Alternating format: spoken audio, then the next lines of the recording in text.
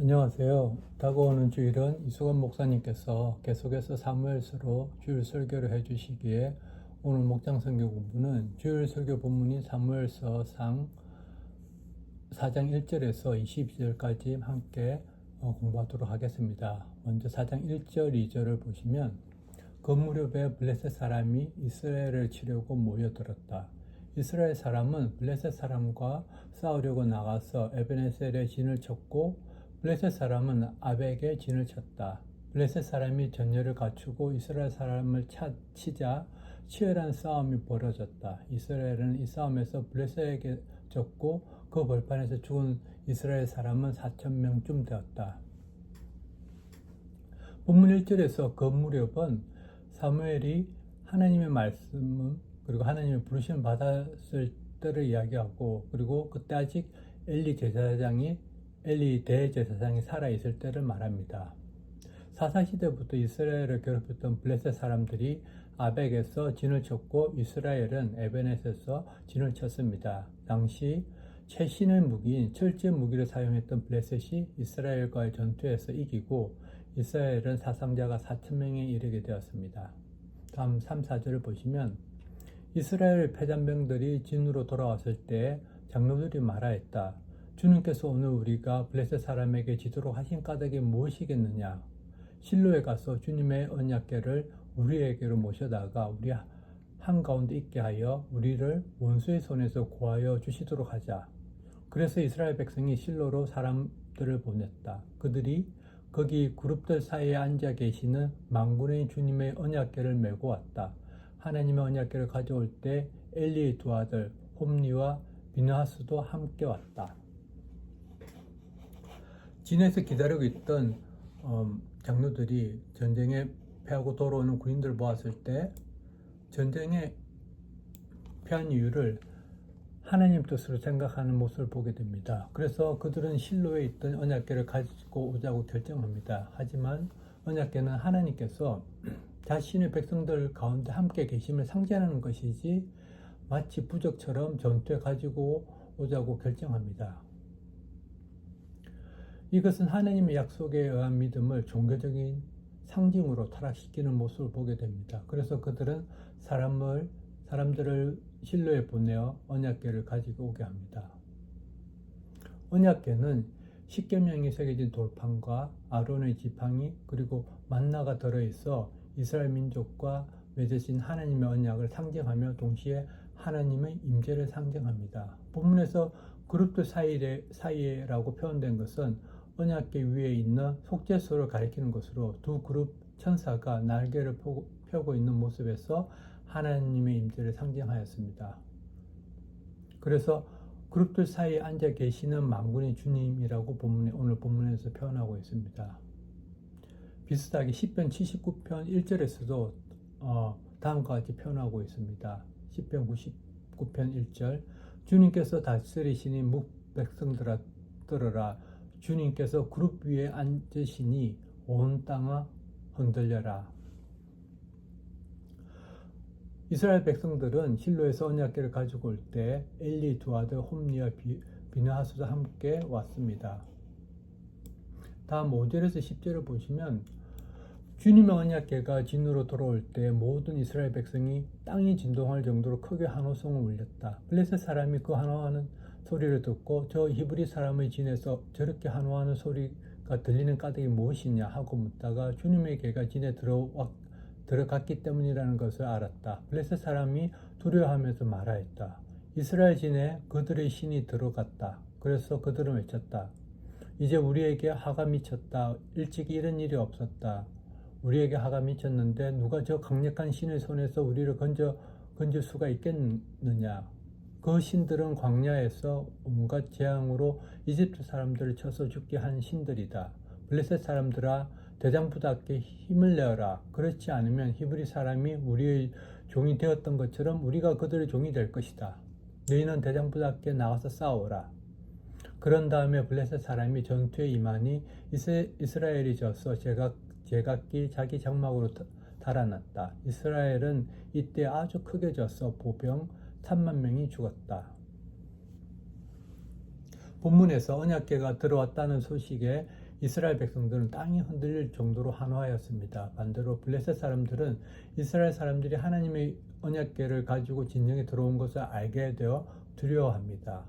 이것은 이방 민족인 블레셋조차도 하나님의 언약궤의 의미를 알고 있었다는 뜻입니다. 본문에서 그 신들은 광야에서 온갖 재앙으로 이집트 사람들을 쳐서 죽게 한 신들이다 라는 표현이 다신교를 믿던 블레셋 사람들은 언약궤의 존재를 여러 신들이 함께 한다는 것으로 해석하고 이스라엘의 유일신 신앙에 대한 잘못된 이해를 하고 있음을 저희가 볼 수 있습니다. 또한 이집트에 내린 재앙에 대한 언급은 이스라엘 민족의 출애굽기 이야기가 주변 국가들에게 널리 알려져 있음을 의미합니다. 하지만 블레셋 사람들은 스스로 용기와 힘을 내라고 촉구합니다. 이렇게 언약궤를 모신 이스라엘과 블레셋이 다시 전투를 하여 이스라엘은 사상자만 3만 명이라는 엄청난 숫자로 패배하게 됩니다.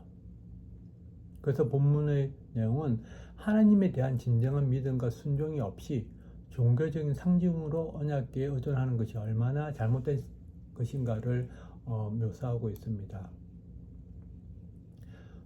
다음 11절 12절을 보시면 하나님의 궤를 빼앗겼고 엘리의 두 아들 홈리와 비느하스도 이때 전사였다.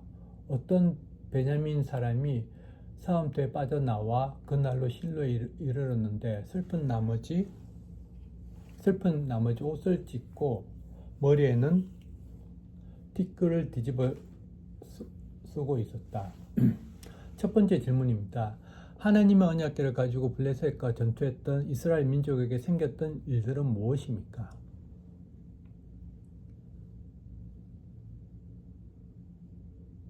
본문에서 이스라엘 민족은 블레셋과 전쟁에 패하고 또한 하나님의 언약궤를 빼앗기는 결과를 가지게 됩니다. 이것은 하나님의 언약을 상징하는 언약궤를 종교적인 상징, 즉 부적 정도로 인식하던 이스라엘의 불순종의 결과이고 하나님께서 이스라엘 백성에게서 떠나셨음을 의미합니다. 또 생겼던 일은 엘리의 두 아들도 같은 날에 죽게 되어 엘리 가문에 대한 하나님의 심판을 상징합니다. 그렇게 패배한 날에 베냐민 지파 중 한 사람이 실로까지 돌아와 슬픈 나머지 옷을 찢고 머리에는 티끌을 뒤집었습니다. 이것은 고대 이스라엘 문화의 애도와 고통을 표현하는 전통적인 모습으로 전쟁에서 패한 것은 아주 심각한 상태임을 묘사하고 있습니다.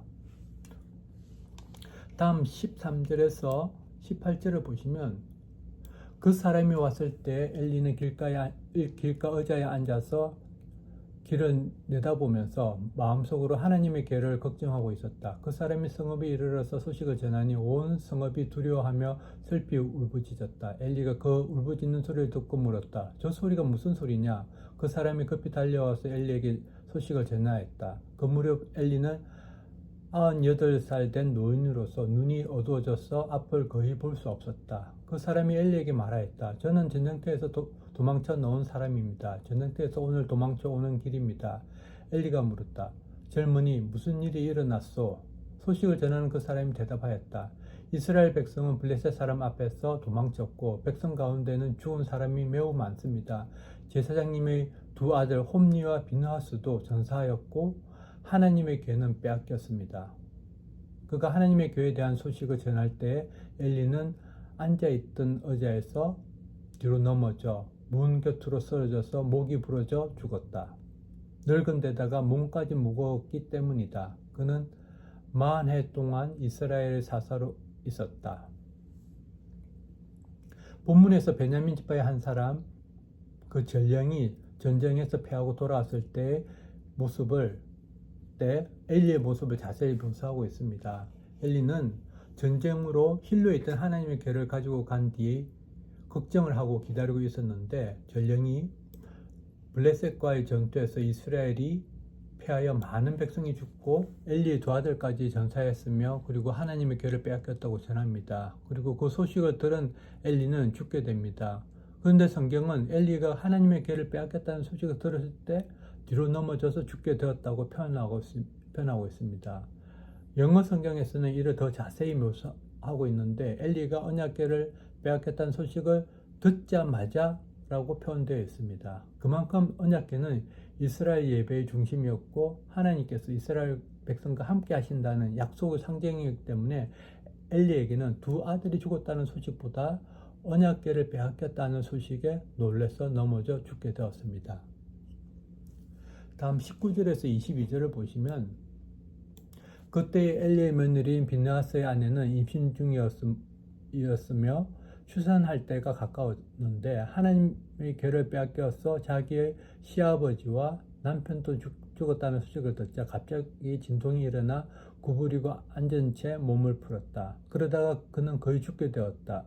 그때 곁에 서 있던 여인들이 아들을 낳았으니 걱정하지 말아요 하고 말해 주었다. 그러나 산모는 대답도 없고 관심도 보이지 않다가 그 아이의 이름을 이가봇이라고 지어주며 이스라엘에서 영광이 떠났다 하는 말만 남겼다. 하나님의 궤를 빼앗긴 데다가 시아버지도 죽고 남편도 죽었기 때문이었다. 거기에다가 하나님의 궤까지 빼앗겼기 때문에 이스라엘에서 영광이 떠났다고 말했던 것이다. 본문에서 엘리의 가정의 몰락을 더 사실적이면서 비통한 결과를 아들 비느하스의 며느리를 통해서 묘사하고 있습니다.